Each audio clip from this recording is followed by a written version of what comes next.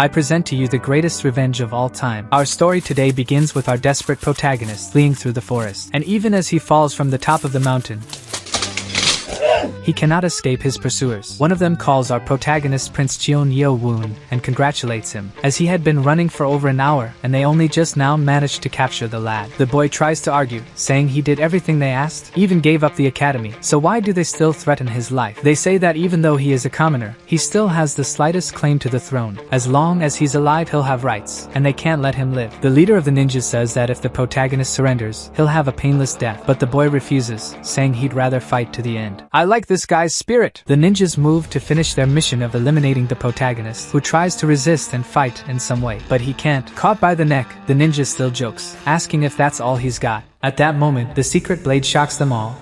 How could this untrained commoner, without skills, manage to hold a sword and resist like this? They soon realize that if he had training like the others, he would be a great threat to the royal family, so they say he must die tonight regardless. The protagonist didn't even see the knee that probably broke all his teeth. No, it's all here! A ninja makes a fatal wound on the boy. The scream was so loud it woke up the entire forest. For eliminating one of their own, he steps on the wound before finishing the job. As they were about to deliver the final blow, a bright light shines and whoever was about to strike is disintegrated. From 3 different angles, they realize who must be responsible and point to a stylish, futuristic teenager. At the sign of another attack, the bright light dazzles again, and they're all disintegrated in the blink of an eye. The last ninja knows that such ability is not normal, so he flees, leaving his mission behind. But with just a raise of the hand, he's eliminated while still in the air. Accepting that his life was already over, he at least feels happy to see that they got what they deserved, closing his eyes and waiting for death to come. The futuristic teenager, not at all sad, says he's out of time and asks his ancestor to make his life good in the future. After the mysterious injection, he hears a robotic voice in his head and the protagonist faints. The mysterious youth disappears forever. Long ago, waking up the next day with dark spots all over his body, he realizes his body is covered in dark spots. He hears a voice in his head asking if the master has finally awakened. The protagonist, not understanding, asks who's speaking in his head and how is that possible. The voice says it's a nano machine. He understood nano machine instead of machine, and machine means evil god in Chinese. Now Cheon Yun thinks he's possessed by an evil god. Meanwhile, 2 elders of the demon cult walk while discussing the assassination attempt on Prince Cheon Yun. The person who found the protagonist describes the scene as a battlefield, with many disturbing things around, and there was the prince sleeping peacefully amidst that terrible scene without any injuries. They go to the room to visit the boy, who was still talking to the evil nano machine. Prince Cheon asks if it was the nano machine that saved him yesterday. She says it depends. If it's about eliminating the ninjas, then no, it wasn't her, as she was still in the syringe. But if it's about activating the healing process, then yes. Nano machines are a thing of the future. Explaining this to a person from the past millennium wouldn't be possible. So, the nano machine asks if she can send the information directly from his brain. What's a brain? Never mind, yes, you can. Now, Cheon Yun understands what a nano machine is. Meanwhile, the 2 people arrive at his room. He pretends to be asleep to avoid talking to them. Let's come back later. Now, kid, you stink. There's no way to avoid it with that smell. The doctor approaches and recognizes the boy. Cheon confirms that yes, the doctor treated his mother. Feeling his pulse, he finds something very strange. What is it, doctor? Is he going to die? Quite the opposite.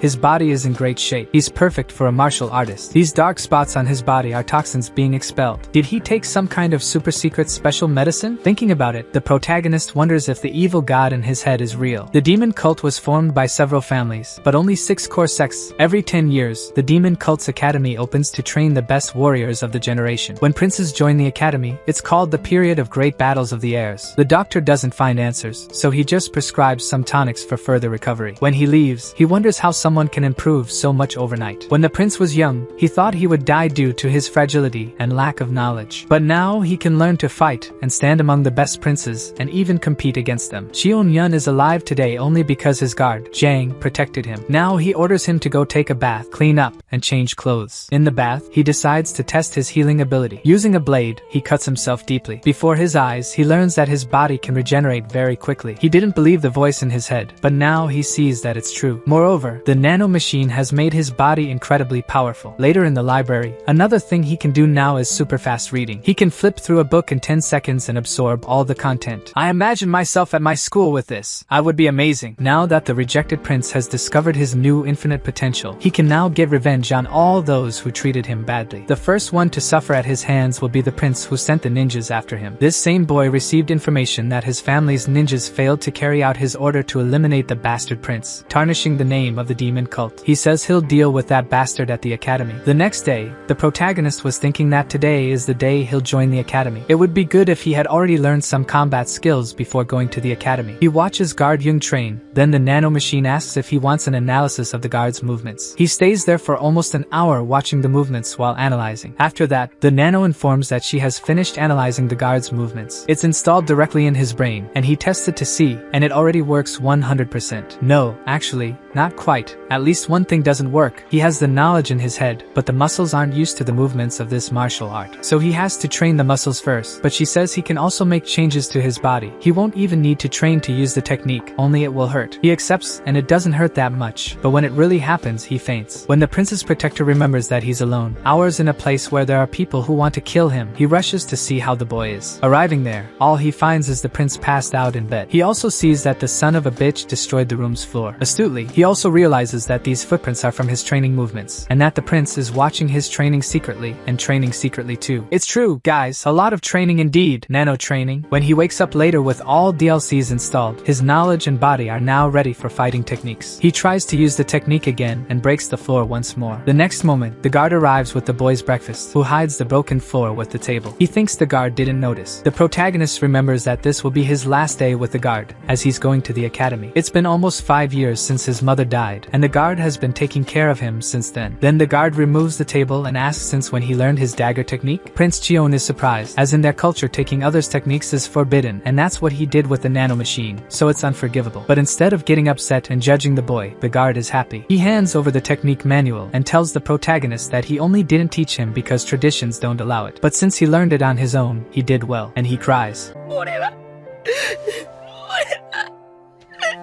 Even though the boy promised in the past that he wouldn't cry anymore since his mother's death, the guard says it's okay. He can cry now in front of him, as long as he stays strong to go to the academy. Gentlemen, this guy is amazing! So, finally, the protagonist goes for the first day at the academy. The warrior who will make the speech for the new students tells everyone that this place may be the last they'll see in life, so be careful. He doesn't seem to believe in the potential of the students there, but when he looks to the front, where the 6 heirs of the demon sect are, he changes his mind and presents to us the names of the mortal rivals of our rejected prince. Number 1, Cheon Yeo from the Shadow sect. Number 2, Cheon Yeo Woon from the Sword sect. Number 3, Cheon Moo Kyung from the Spring sect. Number 4, Cheon Jang Sum from the Poison sect. Number 5, Cheon Yu Chan from the Blade sect. Number 6, Cheon Wonryo from the Sound sect. The red-haired man says that this time there's only one female candidate. What a shame. Moreover, the 7th heir isn't here. When he goes to get his ticket, the entry for the 7th son isn't on the list, so he doesn't receive the entry to go to the venue. Therefore, he has to stay at the back like everyone else who isn't important. Meanwhile, the gossip speaking ill of the prince is spreading. That's great. When he starts humiliating everyone, I want to see the look on their faces. Finally, the main event, the arrival of the Lord and his guardians to welcome the students. And for some reason, one of the Lord's guardians likes to drink a lot. So, the leader of the guardians orders them to be silent because, Your Majesty, is going to speak. This is the leader of the demonic cult, one of the top 5 strongest in all of Murin, the incredible Lord Jeon Jang. When he speaks, everyone trembles in fear at his overwhelming presence. The Lord welcomes everyone, saying that everyone there is the future and pride of the cult. So, train hard, make friends, and be great soldiers for me in the future. That's all. Before leaving, he takes a look at the 7th prince, turns his back, and leaves. He's the boy's father, but still, the protagonist is a son of his castle servant, not from any of the main clans. So, Cheon Yun himself says he didn't expect anything from him. The formalities are over. The academy director begins to explain how the 4 years of the students at the academy will be. Each of them will only have one chance to pass each stage. Whoever fails some of the tests is expelled from the academy. One of the princes raises his hand, saying he has a question. The director rejects it and asks if questions were authorized. The director explains that when you enter the academy, you lose all your privileges from the 6 families here. So, if he doesn't want to be expelled on the first day, he should shut up. The princes humiliate the protagonist, but in the eyes of the academy, everyone is equal. I already like this guy too. He says the kid's question must be obvious, that one chance to pass each stage is very unfair. However, he says there are benefits you gain when you pass each stage. A black dragon sphere, the richest library in the kingdom. Each stage they pass, they'll gain access to a new floor in it. This way, they can strengthen themselves at each stage. Now, everyone is excited. The rewards are great. But the person who just boosted the boys' morale throws and that the vast majority won't even make it halfway through the stages. So, to worsen everyone's morale, when you enter the academy, you lose all your privileges. And when you leave, your ranking in society will depend on the level you reached in the academy. So, whoever Whoever fails the first test can look for a job as a farmer. The first test is to sift out those who don't have potential. Anyone with little or no Nigong is screwed. Cheon Yun is in trouble. The prince made a deal in the past that he would never learn Nigong, so they wouldn't secretly kill him. Cheon Yun never learned, but still, the scoundrel here ordered him to be eliminated. The Sound clan will do the first test now, and only those who have at least some training will be able to stand for the necessary time. The test begins, and upon hearing this music, it's very intense. The weakest students started to fall. The 6 princes trained from birth with all possible resources don't even feel difficulty. But then the woman starts playing louder. For some reason, she's getting angry, and the princes begin to notice that it's becoming difficult even for them to endure. People deep down are bleeding from their ears, but the woman doesn't stop, and it gets more intense. The woman's intention is to bring down the 7th prince, whom she hates, without caring about the rest of the students falling. One of the princes wonders why this woman is playing even louder and louder. Then he looks back to see what it is. Then he realizes our beloved protagonist showing no signs of fatigue. How is this possible? He doesn't even know Nigong, or does he? Everyone starts feeling the pressure from the bad music.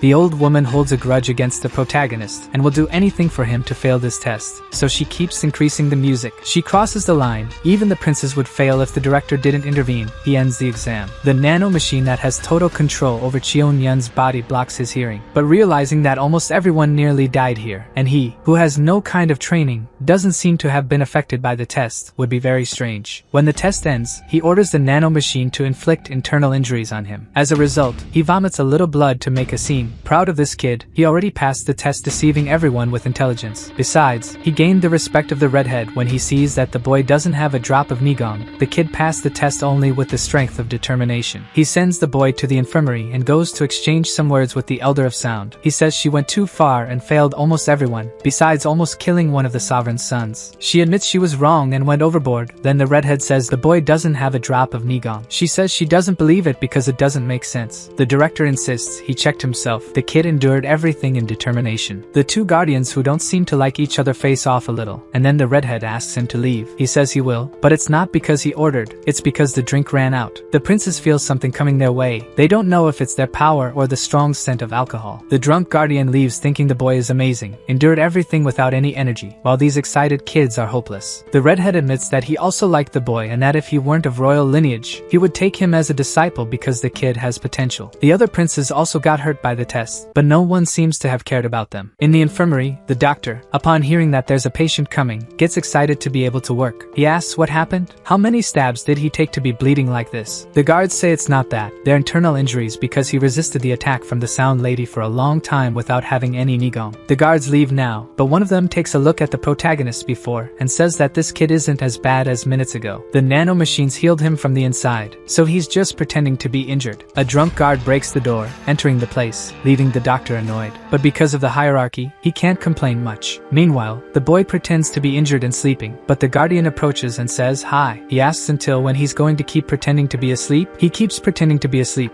so the guy uses magic, lifts him and says that if he doesn't stop now, he'll get slapped on the ear. Finally, the prince gives up and asks how he knew it was pretending. The drunk guy finds it funny and says it was because of the speed of his breathing. Someone who's unconscious doesn't breathe like that. The guardian says that kids nowadays are all spoiled and take the easiest path, full of whims. He says he liked the protagonist, that he has determination the other students don't have. He releases the ability he made for him to sit down. The guardian says he wants the boy as a disciple. Surprised, Cheon can't believe that one of the most powerful guys in the kingdom wants to be his master, so suspiciously, he asks if the drunk knows who he is. He says yes, he's the useless bastard son of the Lord. He disagrees with the last part, but it doesn't matter. If he does this, the other 6 noble families will be against him. The guardian says he's not in favor of him anyway, so it doesn't matter. But what will you teach me? How to drink? The man knows he grew up as the bastard son everyone wants to get rid of, so he's already suspicious of something so convenient. The boy thinks it's better not to. This is an academy. He won't lack teachers here. But then the drunk explains that things won't be easy for him here. For example, everyone who got hurt after the last exam ended wasn't sent to the infirmary, only the boy. That's because everyone else used Nigong to heal themselves. The prince who doesn't know how to do that is the only one here. In other words, if the prince doesn't learn Nigong, he won't stand a chance here. The only way he'll learn that is with 2 hours a day on the first floor of the library. Faced with all these arguments, the only thing the prince thinks about is how much he'll be able to enter that library and use the hack machine to speed run reading. But he he realizes that even with the nano machine, he's at a huge disadvantage, so he accepts, yes, to be the drunk's disciple and bows before his master. Look how cool. The master says that the blood Cheon should not bow before anyone and lifts the boy using Nigong. In other words, the royal blood is the Cheon blood, so the drunk master recognizes him as a true prince. Guys, I'm going to cry. Now I won't call him drunk anymore. The right guardian pats the doctor and tells him to take care of his student well. The doctor congratulates the prince. The guy who never takes students today made a point of having the boy as his disciple. And behind the scenes, because it's forbidden to have masters from outside the academy here, but he won't tell, the doctor is a good guy. Meanwhile, on the training field, the class is cultivating. Someone tells the left guardian that a total of 415 students passed the first test. The guardian says it was 200 fewer people than in the last test 10 years ago, and that's because this year's test was very difficult. The students who didn't pass are revolted at the academy. He tells those who didn't pass and found the test very difficult that the test was difficult because of the 7th Prince Cheon. But regardless of that, accept their fate, then forcibly expels all of them from the academy. The guardian also says that this year the competition will be stronger since the level is higher due to the difficulty of the first test. Among the talents, the number 1 prince of the Dark Clan and the number 5 prince of the Sword Clan are the great talents of this generation. It is very likely that one of these two will be the successor to the great leader. The guardian says that from today on, groups will be formed, and the next tests will be in groups, so either everyone in the group fails or everyone passes. From today on, everyone will be trained by the tactics and techniques team. Take advantage and look at the faces of these teachers, who are all very friendly. After class, the prince who tried to kill Cheon Yun before tells the instructor that one person from his team is in the infirmary and hasn't received the news. He doesn't want his team to fail because of one guy, so he wants to give him the news to keep him informed. The instructor congratulates the prince and says he understands the meaning of the next group work test and says he will go there himself to give information to this student in the infirmary. The instructor warns that only those who are injured can go to the infirmary. Smirking maliciously, the boy says it's okay. The protagonist will undergo acupuncture treatment for 14 days. That's all to disguise. He can't heal overnight to avoid arousing suspicion because everyone knows he can't use Nigong. The instructor from Prince Cheon Yun's team went to the infirmary to talk to the boy, but his doctor didn't allow it and warned that for 14 days, he won't leave here. The next test is in 3 weeks. Until then, he will have to learn everything he needs on his own in the infirmary with his secret teacher. In the dead of night, the legendary Yasuo sneaks into the prince's room to instill Nigong within him, believing it will make him stronger. The master arrives, stating that tonight, Prince Cheon will learn what he should already know. Injecting his own energy, he clears the path for the prince's own flow to run freely. For someone who's never trained, the prince has the perfect physique, like a god of war. Could this be the influence of the Lord on the child? It wouldn't be surprising, as the only woman the Lord truly cared for was this boy's mother. That same night, fights erupted in all the dormitories to decide the leaders. A cadet beat the prince of the Poison Clan and all the other students. His name is Baek Ji-ai, the new leader of Group 18. Back in the infirmary, after hours, the guardian finished unlocking the prince's Nigong veins. It was extremely exhausting and likely painful, but the prince insists he's fine, not feeling a thing. The guardian tells him he has 1 more week to learn to use his Nigong before leaving. Seeing how tired he is, Prince Cheon recognizes his effort and becomes even more determined. Pleased with the prince, the guardian advises him to always remember breathing and flow before departing. With these words, the prince thanks his mentor, determined to master it in a week. This marks the beginning of his journey for revenge. The next day, at the training center, the guardian divided the class into groups, assigning each prince to a different group. That night, the groups would decide their leaders. As expected, each prince became the leader of their group, showcasing their power and superiority. However, one prince didn't become a leader. His face bruised. He stood in front of his group's leader. Another prince taunts him for failing to become a leader, especially the prince our protagonist hates the most. The prince of the Poison Clan grows angry, vowing revenge later. I want to see how far this goes. I'm enjoying it. After class, the prince asks the teacher how many days until his teammate leaves the infirmary. The answer, 1 more week. Frustrated he can't attack his nemesis yet, in the dorm, he takes out his anger on everyone. One of his allies suggests that if Prince Cheon Yun won't leave the infirmary, where the injured go, they can send someone there. The doctor in the infirmary, with only Cheon Yun as a patient, suddenly receives a new patient with a sword lodged in his back. After stitching him up, he'll have to stay in the infirmary for 3 days alongside Cheon Yun. Now I get the plan. Sent during the night to injure Cheon Yun, the plan seemed right, but trying to sever his ligaments triggered the nano machine's defense system. A surge of electricity ran through him, causing him to pass out. This noise wakes our protagonist, and seeing what just happened fills him with rage. Later, the attacker wakes up tired, confused about how he was knocked out. The calm prince tells him the sleeping beauty has finally awakened. The boy panics when Cheon Yun shows him his now shaved head, the pride of a warrior. Cheon Yun hits him to calm him down. He has more important things to do. He asserts his dominance, demanding to know who sent him. When the boy refuses to cooperate, Cheon Yun threatens to cut him if he doesn't spill everything. Finally removing his gag, the attacker claims students can harm each other outside the combat field, so he can't do anything to him. Cheon Yun promises to do something that won't leave marks for the teachers or anyone to notice. Just seeing those needles got me scared, guys. He covers his mouth again and puts it on his fingers. Only after fainting twice and having his whole hand operated on does he decide it's time to talk. However, the prince already removes his gag and says he already knows it's Prince Mujiam. How do you know? Cheon Yun says the instructor comes here every day, so he asks about what's going on outside, knows which group he's in, the Spring Clan Prince's interest in him, and his leadership of the group. At that moment, Cadet 23 called Hyobang remembers they said this guy is dead weight, but that's not what he found out today. He swears he won't tell anyone what happened today, so don't hurt him anymore. However, Cheon Yun says he needs to sleep and delivers a Nigong blow that knocks him out. As his consciousness fades, the bald guy realizes this guy does have Nigong. Yes, he's deceiving everyone. That's our protagonist, ruthless, powerful, and thirsty to surpass everyone. I'm really enjoying this story. Please leave a like on the video to show me if you guys like this guy too. The master who visits his student every night with all the excitement in the world because he's a monster, and he'll have merit in it. Arriving there, he'll take Cheon Yun's reward, the Black Dragon Sphere. At that moment, he discovers there's a body in the infirmary with him. The protagonist calmly says that's a cadet who came to the infirmary with an intentional injury to try to kill him. Unconcerned, he says he already knows who ordered it, one of the princes, and it's fine, he's used to it. The master is sad. A child shouldn't be used to this. He says he'll need friends from now on. That'll be important. But enough of that. It's time to install another hack. With this sphere he brought, the protagonist will progress more than 20 years in Nigong training. If he knows how to take advantage, they start the assimilation, and every day he's more of a monster. Soon Sung Jin won't stand a chance. Kid, what happened to your hair? Don't say anything else. I'll leave you alone. The extra was sent to eliminate the protagonist from being a competitor to the throne, and the only thing eliminated was his hair. After the bald guy left the infirmary and told the master he failed in the mission, a bad person like him humiliates the bald guy who failed. The bald guy covers his head and says that the one who tried to kill the protagonist woke up. After that, the doctor didn't leave the room. He didn't have a chance to try anything. The doctor didn't even sleep again in those 2 days he stayed there. The prince is annoyed that the doctor is so perceptive and protects the boy. Even though it seems like Cadet 23 wasn't at fault, his leader beats him and calls him an incompetent piece of trash. Finally calming down and saying he'll handle it on his own when he gets out of there. While still hitting the bald guy, Hyobang remembers how kind he was when he asked for this favor, but now he treats him like this. So he decided not to tell about the protagonist's true abilities. When the time comes, he'll find out on his own. Cheon Yeo Woon kept training in Xiao Meng's martial arts, the right guardian of the cult. This time, Cheon trained a new technique, and his movements were much better than before. Meng watched the training very closely and was amazed by Cheon Yeo Woon's genius. In just a few days, Meng showed the shadow butterfly step a few times, but now Cheon can confidently demonstrate these movements himself. The protagonist decided to show only the basic movements he learned by watching his master, fearing to raise suspicions if Cheon Yeo could perfectly mimic just by looking. Meng thinks that if he had more time, he could teach all the movements of the technique. Throughout the week, he managed to master the basic movements. He praised his student and said that Cheon had mastered them well. Meng gave him a piece of paper containing information about the butterfly technique so he could study it on his own. Morning was the last day of classes with Professor Meng. Cheon Yeo thanked the professor again. Satisfied, Meng pulled out his blade and showed it to his student. Cheon's surprised face reflected in the sword. Meng then threw his sword so he could feel its weight, which is 3 times lighter than a regular sword. It's a treasure of his clan. He demonstrated its cutting power, slicing through a solid piece of wood effortlessly. As the boy would leave the infirmary tomorrow and showed him the complete movements, Cheon Yeo paid close attention as his master began, asking the nanopad to start analyzing. In the morning, his master Meng left the infirmary. 2 people were mysteriously watching from afar, the left guardian and the central guardian. The red-haired director of the academy questioned why the central guardian had always been protecting this boy. His answer was simple: it's fair. He left the redhead alone, who then wondered if 10 days of training would make things fair. That morning, when the doctor went to the infirmary, he noticed something different. Cheon Yeo Woon was always awake in the morning, but this time he was sleeping. He decided to do the same and sleep, but Cheon Yeo Woon wasn't sleeping as he should. The doctor woke up startled by a noise. His only patient began vomiting. Worried, he made him lie down again and checked his pulse. It left him in doubt. The pulse of someone who is asleep shouldn't be so rapid. What's stranger is he suddenly calmed down. The doctor began to doubt his medical knowledge and went back to sleep. After a few hours, Cheon Yeo Woon woke up. 8 hours of sleep were needed for the nanopad to act. His body was now adapted to the new technique he had just learned. His master showed the technique to his family so he could train. Yesterday was the last day he could train him. From now on, he must evolve on his own. Meng asked him to be careful and to strive to do well. This made Cheon Yeo Woon happy. It's the first time someone else has cared for him. Testing his new condition, his master has no idea his technique technique has already been 100% learned. His body is now fully capable. While testing his body, Cheon Yeo Woon realized his senses are sharper. He could sense the doctor coming from the other side of the wall. Dr. Baek Jongmin came to bring the cadet uniform. Now he's number 7, representing being the 7th prince. The doctor also wishes him luck from now on, and says he'll be sad to have no more patients to care for. With malice, young Cheon Yeo says that soon he will have many patients to treat, then thanks the doctor for his care and leaves. At the infirmary door, he stops for a moment and says that the doctor was also great to him, keeping his training secret and taking good care of him. Cheon Yeo Woon will never forget that. Later, when went to the academy training, everyone was surprised to see the student who never came before. Prince Mujium was eager to destroy the brother he hated so much. An instructor asks if he's well enough to participate in the classes. He says yes, he's fully recovered. When asked if he knows how this class works in theory, he says yes. Then, he must grab that sword and shield and take his position. Passing by his brother, Prince Mujium asks if he was afraid to hide in the infirmary. However, Mujium is totally ignored. Being ignored by someone as arrogant as him hurts his hatred deeply. Meanwhile, Cheon Yeo just observes what's happening. Soon, he will show his place. The professor announces that training will begin now, and if there's any accident again, the person will be expelled. Each team leader must lead their group in a battle simulation. The professor placed Prince Cheon Yeo in an easier position, expecting him not to keep up with the others. But in fact, he's doing better than expected. For 15 minutes, the simulations continued. The instructor was surprised how other students were already at their limit, yet Cheon Yeo, who had been in the infirmary for 14 days, was doing fine. Then, he decides to change his place. Prince Mujium continues giving orders to his group as they advance. In a new position, his brother Cheon Yeo doesn't make any mistakes, which irritated Mujium. Therefore, he ordered one of his servants to obey him and do what he commands now. When the time comes and they're in formation, he should attack Cheon Yeo, take him out of formation. When it was the perfect time, he put his foot on his back to kick him. However, the protagonist had noticed and mocked him. When he tried to kick with all his force, the Nano machine's defense system activated, and he was thrown back several meters, dragging himself. He didn't understand what happened here. Could it be that Cheon Yeo's Nigong is stronger than mine? The troublesome student lying on the ground, the professor approaches and says, "Him again? The same boy who last time injured his fellow with a sword. He had to go to the infirmary." The irritated student looked at the protagonist and saw him smiling. This made him grind his teeth in anger. The professor standing in front of him asked if that expression was for him. Because of this insolence, he struck his student in the chest and said that from today, Cadet 23 for the next 4 days will have no day off. And if he has any questions, can he speak now? Why you bully me? At this moment, Prince Mujium and his group became a joke. The arrogant student defended by the prince was now humiliated. Prince Mujium was filled with hatred for this. Watching everyone in training, the academy director wonders if Cheon Yeo already has a higher Nigong level than that boy then. It was said that he was untalented, so maybe it's true that being the Lord's son, even if he hasn't had training, talent runs in his veins. All the prince can do now is to send disapproving looks to his brother, as he can't attack him. Later, in the weapons hall, the students are allowed to have lunch. Everyone will eat chicken and other meats. The protagonist is happy because everything tastes so good. However, his brother's hateful or irritating look bothers him. Can't he even enjoy his meal and stop it? This makes him think, why does he hate so much if they've never even seen each other? The protagonist just thinks they don't know what suffering is. None of them saw their own mother die helpless, so he can't wait to destroy them all. Later, after everyone ate, the cadets were dismissed, except for Cadet 80. He's under punishment. Content: Cheon Yeo observes that things are improving. Now, all students are heading to the library. There, his brother awaited him leaning against a pillar. And as always, he's with stronger people by his side. He's a coward. This commotion catches the attention of other people, including the princess. His sister watches from afar. The prince, now that he has an audience, begins his show. He goes up to Prince Cheon Yeo Woon and calls him a dirty blood. He says that until now, it has been easy since he was lying in the infirmary. So he asks if someone of dirty blood like him is annoyed. Cheon Yeo Woon questions if he's insulting the Lord, because calling someone who has his blood dirty is the same as saying that the Lord's blood is dirty. The protagonist ironically asks if he's so powerful that he can even insult the Lord of the cult. The situation turns against the prince of the Spring clan. His sister then says he's really dumb to do that. Farther away, the prince of the Sword clan says his brother is an idiot. Feeling humiliated, Mujium grabs him by the shirt and attacks the protagonist. However, in the blink of an eye, a punch hits his face and he falls. Cheon Yeo Woon then asks if he feels annoyed. The prince, who has never been disrespected or hurt, screams in frustration, "You worm! How dare you do this to me?" The prince then attacks his brother. Mujium hits the void. Cheon Yeo Woon easily dodges, and after getting some distance, he flees the scene. This ability to move surprises his brothers. He shouldn't be able to move like that. The prince screams for his allies to pursue. As he holds his nose, he says he can't let him live, can't even consider him human. As they chase the protagonist, they find it odd. He seems to be running just enough so they can't get close to him. After a while, the prince also catches up to his men, shouting why they haven't caught him yet. Confidently, he says he will crush every bone of Cheon Yeo Woon. After a few minutes of running, the protagonist finally stops. He asks if they're tired of running. As he prepares his attack, he shouts there's no reason to show off. The prince blocks his blow and is thrown back. He says he defended the blow using Nigong and still got pushed back. His Nigong is strong, the angry prince says. So you know martial arts. Museum thinks it's strange. In the first test, he didn't have any Nigong at all. So what happened for him to get so strong? Cheon Yeo continues attacking his brother. When the others manage to arrive, they see the fight, which is intense. The prince also manages to retaliate and hits him in the stomach. The protagonist says he'll take a few hits and defends against others. Despite everything, his opponent is still strong, but he can still endure this battle. Quickly, he goes after the prince and almost hits him in the head. The prince then dodges and hits him directly in the face. Now confident, the prince says he's trash, doesn't even know how to retaliate. The protagonist on the ground just watches with a concerned look. The prince, mocking him, says imitating others' techniques is beyond his limit. Truly, the protagonist admits he underestimated him, recognizes that the prince has more combat experience. However, Cheon Yeo Woon closely observes his enemy when the prince attacks using one of his techniques. Using the nano machine to analyze his movements and identify the weak point, at the right moment, he dodges and hits his opponent directly with an uppercut to the chin. The attack was so strong it could have even broken his teeth. This surprised Cheon Yeo Woon. The prince takes some distance, holding his teeth in his mouth. The protagonist now realizes he can use the nano machine to analyze movements. The move he just used is from boxing, something the nano machine has in its database. Angry, he now attacks, throwing several punches at once. Cheon Yeo Woon easily dodges. His enemy's movements are easy to predict. This frustrates the prince. He lands several blows on him. As he's beaten, the spring prince recalls his past with sadness. His mother said he was incompetent. Because of that woman, everything went wrong. Because of her son, who can't do anything right, everything went wrong. Now we're back to the present. Cheon Yeo Woon watches as the prince cries. He tries to attack him again. However, he's counterattacked, his head brought to the ground. The result of the battle is the complete defeat of the spring prince. All that's left for him is to stay on the ground, crying and bitter about his defeat. Cheon Yeo Woon says you reap what you sow. The prince's allies wonder, is that the same person they said was the weakest? Cheon Yeo Woon asks if they also want to get beaten up. Fearfully, they say no. Museum questions why he didn't finish the job. Cheon Yeo Woon affirms that if the next test wasn't a group one, he would have cracked his skull right there. The prince yells for him to do it, then don't be a coward. However, ignoring him, Cheon Yeo Woon leaves. The prince stays behind, only to savor his defeat. As he returns, the protagonist says his lack of combat experience is a problem. Stopping near a river, he asks if the nano machine has more functions he can use. It replies that so far, he has used only 3 out of the 100 functions that exist. Surprised, as he doesn't know the existing functions, he asks the nano to transfer all the knowledge about the functions to his brain. After the shock of knowledge flooding his mind, he feels great, searching his mind for the various functions that exist. The augmented reality function can help. With this, he's able to simulate, in his visual field, a hologram of his opponent. The nano can stimulate in his vision the opponent's movements, so he can simulate realistic combat. The simulations are so good that even the prince's arrogance is in the hologram, and that's good. The protagonist's anger increases, hearing the hologram's word. They engage in combat. Cheon Yeo Woon can't hit the hologram, but the hologram can hit, and the nano machine simulates the impact on him, even the pain. So, after several hours of training, he's exhausted on the ground. Despite feeling a lot of pain, he was able to train even more. No pain can stop him from advancing in his training and changing his destiny. When he finally returns to the dormitory, everyone looks at him suspiciously. Did they know he beat the current dorm leader? Hyobang, the one who tried an ambush from the infirmary and now is bald, was the first to talk to Cheon Yeo Woon, saying his bed is over there. Of all the people in the dormitory, he was the only one to talk to him. So, the protagonist wonders why he changed his attitude. What does he want with this? Hyobang kneels and says he will bet everything on him. Cadet 23 says he wants to follow Prince Cheon Yeo Woon and for him to be his new master. Everyone around wonders if that's a vote of loyalty? Due to what happened before, Cheon Yeo Woon doubts his honesty. However, he insists he regrets his actions. In front of everyone, Hyobang asks him to accept him as a servant to redeem himself. With sincerity, he was betting everything on the 7th prince, as he was abandoned by all the others. After observing for a while, Cheon Yeo Woon says he accepts him like that. This response left him amazed. The bald one was even willing to kiss his feet. All of this happened in front of Prince Museum, who was his master until then. The prince's servant says he's an insect to do this.